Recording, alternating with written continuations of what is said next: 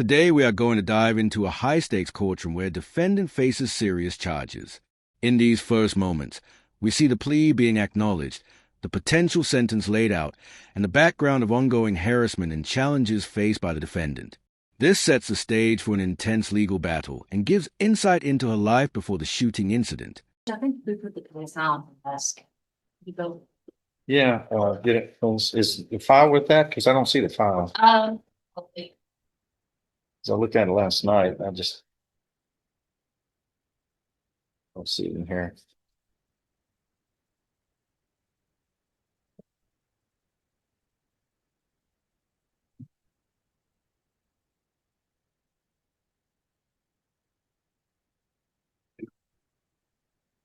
Okay, here. It was on your desk. Yeah,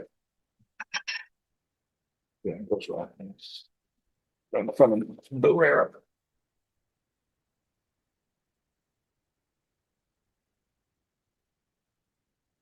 All right.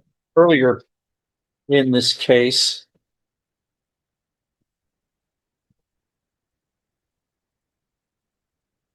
the defendant entered a plea of guilty to aggravated assault, a second-degree felony, and a pre-sentence report has been prepared. Have the parties had an opportunity to review it? And are there any corrections or changes to it? Judge, I've received and reviewed it, and we don't have any changes from the judge. And state. Same, Your Honor. All right, it will be made part of the record for all purposes. And the agreement here is a cap of 10 years imprisonment. So we are looking at two options on the second-degree felony. No less than 2 nor more than 10 years confinement in prison. Also, the defendant could be placed on deferred or unadjudicated probation. Yes, I don't believe regular probation is an option under law because of the circumstances of this case. All right. Mr. Lewis, you may go forward. Judge, this situation, fortunately, it wasn't worse than what it was. Definitely. But it was a situation where my client has been dealing with some harassment and bullying, dealing with the complaining, her friends for a long time at this period. This confrontation here is pretty much her breaking point at that moment. It was totally out of character for her. Not something that, in normal, regular circumstances, she would have acted in that way in any way. It was a situation where, and when I say prior bullying and harassing information, I'm talking about from people coming, breaking or shooting the windows at her home to, very severe or serious circumstances. Is that these things have been going on, and actually have been even still dealing with some of it after this case happened, while she's been on bond, to the point of people associated with the complainant or either screen recording or whatever, sometimes docket, and would post these things on social media in an effort to taunt her while this case has been going on. And there was even a situation where she's had people try to confront her. Now, I will say my client and her actions since then, she's done everything she can on her end to try to avoid these situations at all costs. She had moved to a new location that is a safe place for her and her child. That's undisclosed as far as she knows, as far as people associated with the complainant. She has been haven't had any issues while she's on. Now, we hear directly from the defendant, describing her mindset and fear that led to the shooting. She explains her breaking point, attempt to protect herself, and why she took such drastic actions. The tension builds as she recounts the moments before the shots were fired and the investigation afterward, leaving viewers questioning the lines between fear, self-defense, and criminal responsibility. On bond as far as attending court or doing anything of that nature, other than I believe she had one situation where when she was in the hospital having a child, she had to miss court, but they had medical issues at that time. She has a 4-month-old child it's time to raise and take care of. And as you see in the PSI, she has, until the pregnancy, maintained a stable work history, as well as going to school to help try to further her career. So she is making positive changes for herself, and I won't even say changes, staying on that same track. So I believe her future is one that's definitely salvageable in this circumstance. I think there's plenty of vehicles available through the probation department that could help Miss Money as far as move forward, as well as still be able to serve out any punishment or sentence that court deems necessary. There, I know there's restitution involved in this case that my client, through with her schooling and her career moving forward, I think she'll be able to take care of that and do what she can to make the plaintiff whole in that circumstance. There are other conditions, of course, that's available to the court, as well as county jail time or anything of that nature to satisfy any concern the court may have of her actually serving some time in jail if necessary. And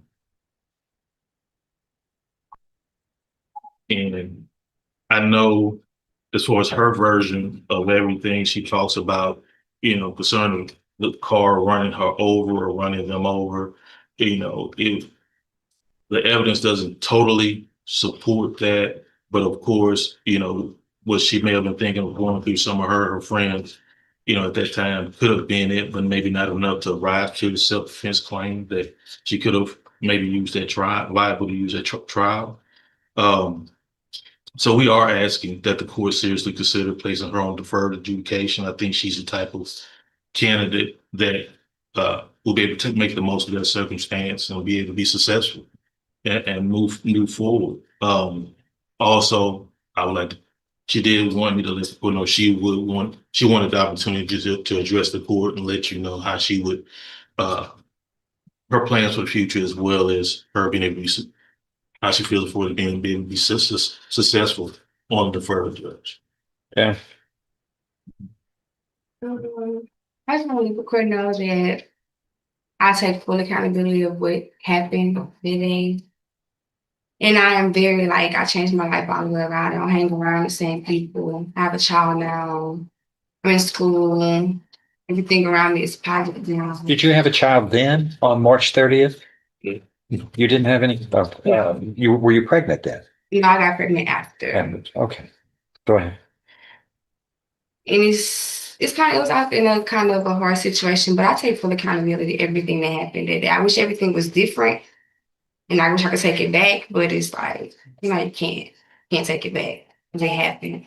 And I take accountability of what happened. What caused you to act this way? I want to say I was just at a breaking point, really, to the point where it was so much that happened to me, with these people. So it's a breaking point thing. And I was kind of in the fear of my life, and they probably was in the fear of their life as well, too. How were you in the fear of your life? Can you explain that?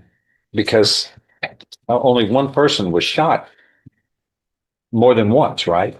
At the time, it was you doing the shooting. When it was going on, before the shooting happened, she was kind of in her vehicle trying to run me over. It was a thing like that. So I was basically not defending myself, but at the same time trying to protect myself and who I was with. And basically, I guess she was trying to protect herself from who she was with. Okay. The police came out and investigated this, didn't they? Mm-hmm. Okay. So after their investigation, did they charge the other people with attempting to harm you in some way, attempting to kill you, or attempting to assault you with their car? No? Is that no? No. You have to speak out. No, sir. Why do you think that? Or did the police fail in their job, or do you think they investigated this thoroughly? In my opinion, Mm-hmm. I really don't think that it was, because when they called me, I was actually I was out of town when they called me. But I told them when I came, when I was coming back, and they were supposed to came out and fully investigate with me to take my side on what happened that day, and they didn't. Well, they investigated it and they did not elect to file charges against the other people who you say were attempting to harm or kill you with a car. Correct. And you were defending yourself. Self-defense. That's what it seems that you're saying here.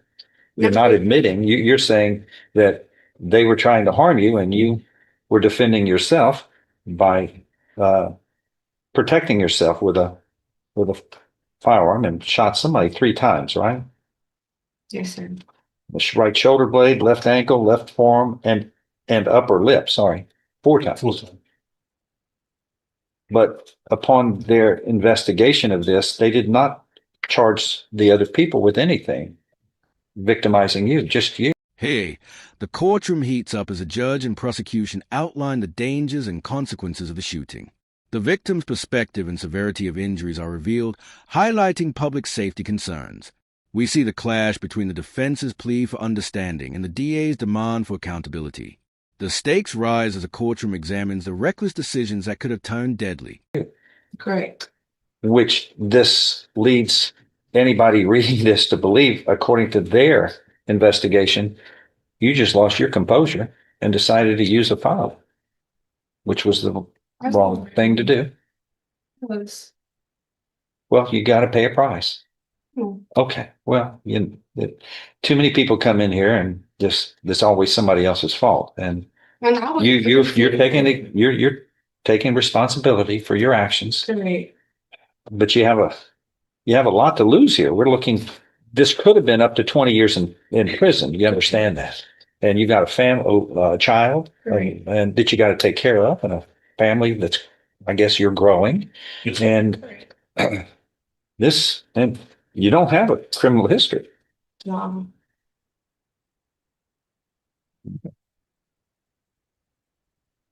Look, this isn't the first time somebody is before this court charged with a serious crime who believed that a lot of it had to do with being provoked. But yet, words, threats, those things are just under the law aren't enough to get in a car, get a gun and shoot somebody 4 times.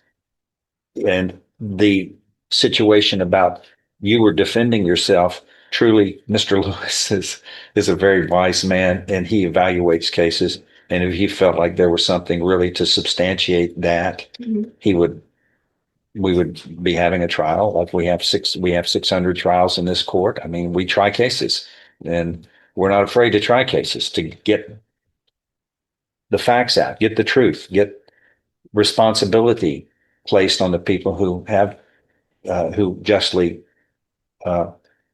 deserve the responsibility. And this is one of those things where I believe we have a misunderstanding, to say the least. But you got to have the strength of character just to move on and be the better person, because what happened is at the worst, at the best for you, is they dragged you down to their level, and then you pulled a gun, and then you get in trouble. But once again, nothing shows that there's nothing here that reflects you had to use that firearm to defend yourself. You were in imminent danger of death or serious bodily injury from being run over by a car. Nothing shows that. And if it were, we'd be here trying this case, and that would be a defense. But you accepted responsibility under these terms, under this set of circumstances, and there are no objections in this pre-sentence report? No, sir. Okay, and it's made a part of the record for all purposes. What says the state? Judge, I do note one error in the PSI. When you look underneath the adult felony court history, the deadly conduct, which I am dismissing as a part of this plea agreement, comes from the same date and offense. For some reason, there's a different date there. So that needs to be corrected to where it's March 30th of 2024.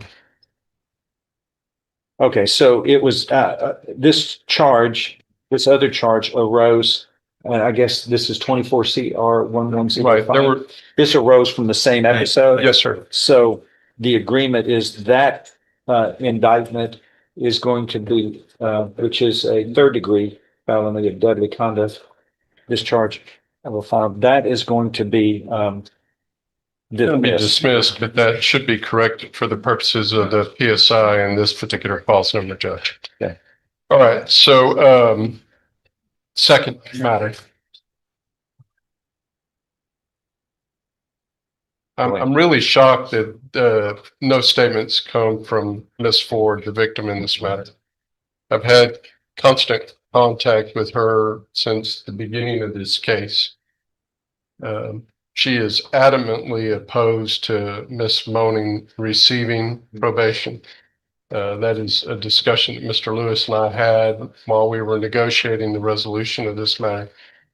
Of course, what she wants is the maximum, and she's in opposition with me about the plea bargain agreement that was made. She's made that very vocal to our office, including my chief, and emails and things of that nature, which is why I'm really shocked that A, that there aren't statements from her, and B, that she may not be present here today.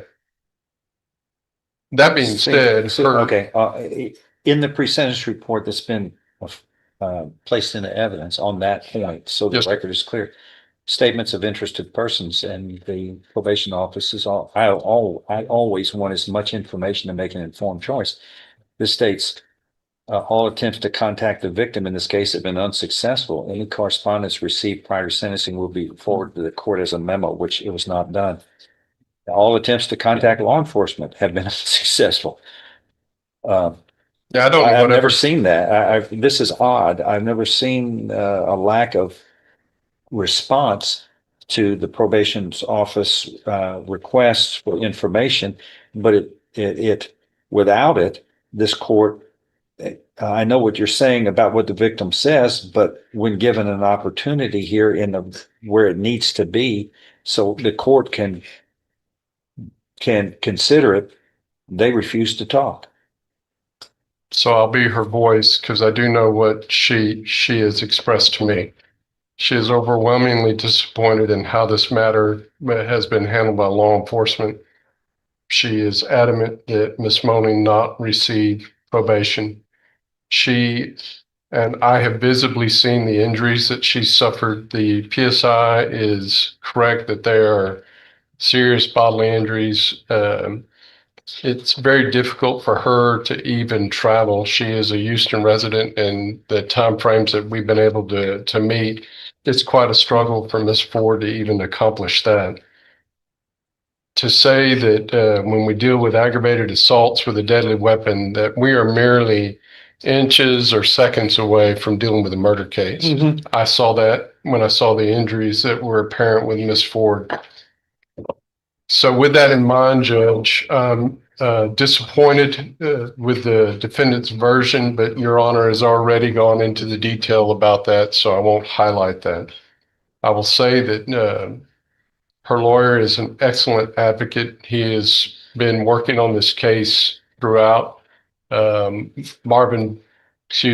Lewis brought to me, we're always on a first name basis, so I'll be professional and say Mr. Lewis brought me the arguments about the bullying. He brought me the evidence that he was tendered. I investigated those claims. I found no merit in it. Otherwise, you would see something different. It was only due to his advocacy that I capped the agreement at this to allow him to come into court to make the best argument for his client as far as the probation is concerned.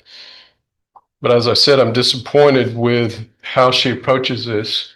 She tries to appear as the victim, tries to minimize the situation here that was done. And it is not a situation that anybody in Beaumont would be proud about.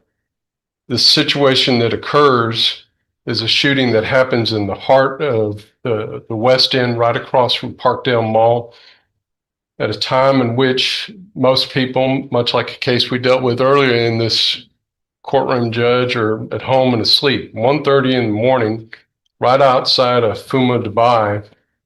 Just like she describes, this is more of a nightclub than anything else. And the criminal activity that takes place here with the amount of shootings and the injury that takes place is alarming to me. And that highlights what the probation office says, which is, as the defendant appeared to take responsibility for actions occurring that night, the violence that was inflicted upon the victim and the community is alarming. In this segment, the defense makes a final push emphasizing remorse, rehabilitation, and the potential for probation. The judge methodically evaluates choices, public safety, and legal precedents, holding everyone accountable. The tension peaks with repeated reminders of the consequences of firearms in public, creating a gripping narrative that keeps viewers on edge as a decision looms. The defendant appeared to not take into consideration during the offense how innocent bystanders could have been harmed or killed from her actions. That's why the other case was filed. The defendant. I apologize. You're correct. The defendant appeared to not take into consideration during the offense how innocent bystanders could have been harmed or killed. Judge, these are the kind of things that with the DA's office, when guns are involved, shootings occur, and near death almost happens, we cannot agree to probation.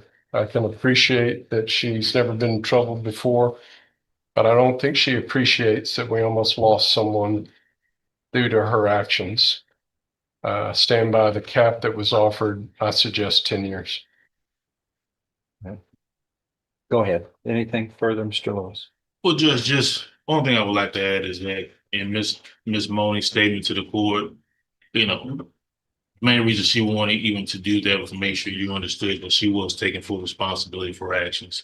In no way she's trying to minimize what happened out there. She doesn't understand how severe that circumstance was. And that doesn't change my opinion that if given the opportunity, I believe she could definitely be successful on probation, especially with the track she was already on and what she could continue to do, especially in raising her child. This moment, especially now, is totally different where she has someone else, even beside herself, to totally live for and make decisions. So I still stand by that and ask that the court consider deferred in this situation. All right. Some circumstances are a lot more difficult than others that the court has to deal with, and this is an agreement, but it still gives the court options on how to proceed. Among other things, the court tries to set a standard on similar behavior, how people are going to be dealing with similar behavior upon rulings of the court when they are put in a situation. They may not be paying attention, but the ones who do go, somebody got in trouble and went to prison for this not long ago. I better not do this. If they're able to think coherently during the time. And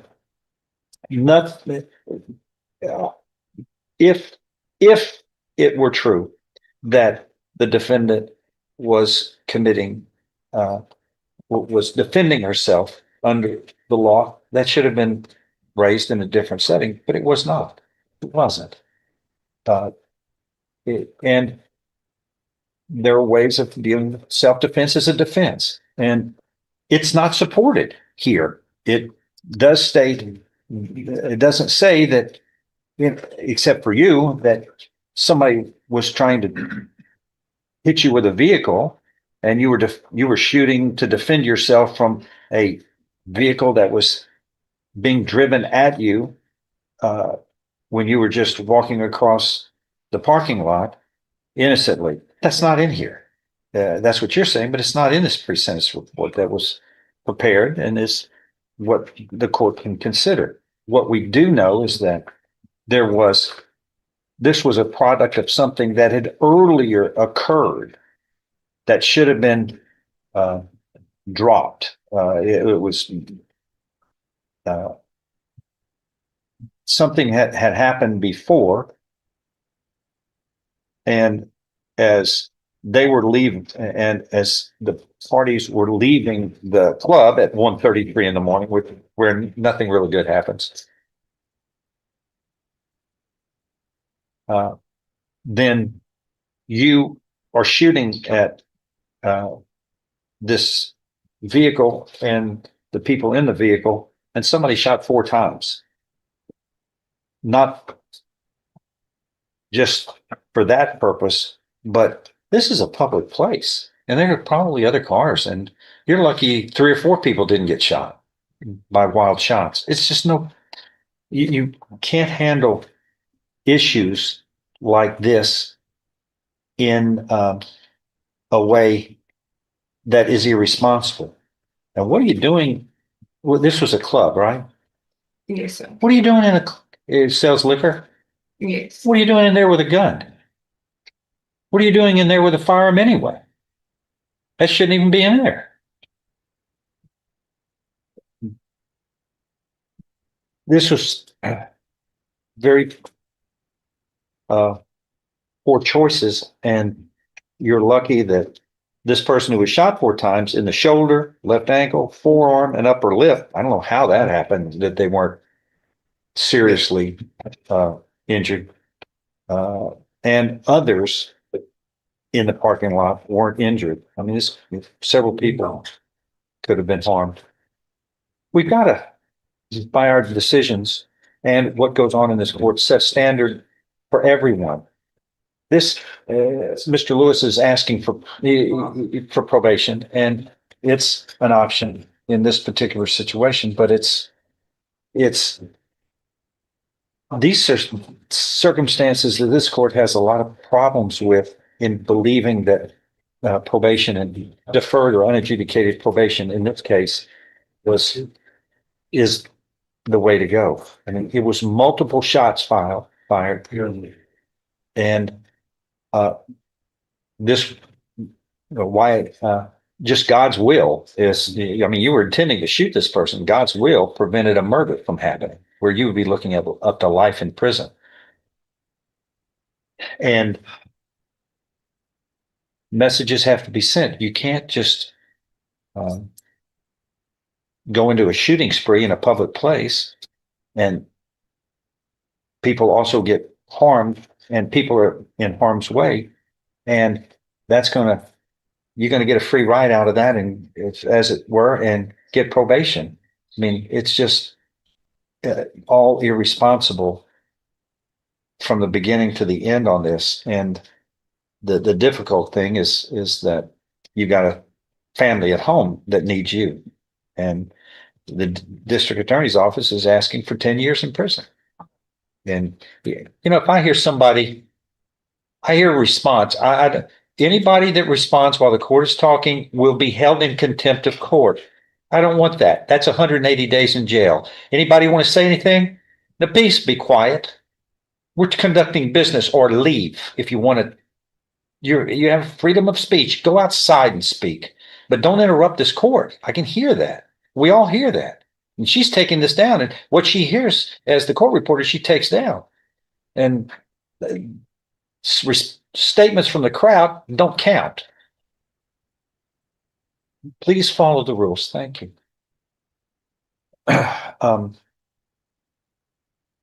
The court has to set an example. This is highly irresponsible. You shouldn't have had a firearm in the first place at that location. Anyway, I mean, that prevents you from losing your composure, which I think it's obvious you did. But when you shoot somebody 4 times, there's only one purpose, and that's to kill somebody. I mean, you don't shoot somebody 4 times and think, oh, I'm just going to wing them. That's not it. And one of them is a shot in the mouth as well.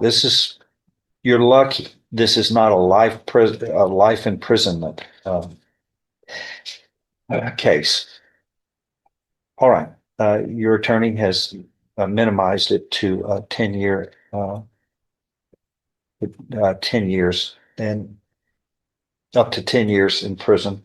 What this court is going to do is these are more difficult. Some decisions up here are far more difficult than others, and this is one of those. The court is going to find that you have pleaded guilty voluntarily. You were mentally competent to do so. You understand and appreciate the consequences of pleading guilty. There's sufficient evidence supporting your guilty plea from State's Exhibit 1 admitted in your plea hearing to find you guilty beyond a reasonable doubt of this second-degree felony of aggravated assault with a deadly weapon. I now find you guilty beyond a reasonable doubt of this second-degree felony of aggravated assault with a deadly weapon. I'm following this agreement. You are hereby sentenced to confinement in the institutional division of the Texas Department of Criminal Justice to serve a term of 4 years. And the judgment shall reflect that a deadly weapon, namely a firearm, was used in the commission of this crime.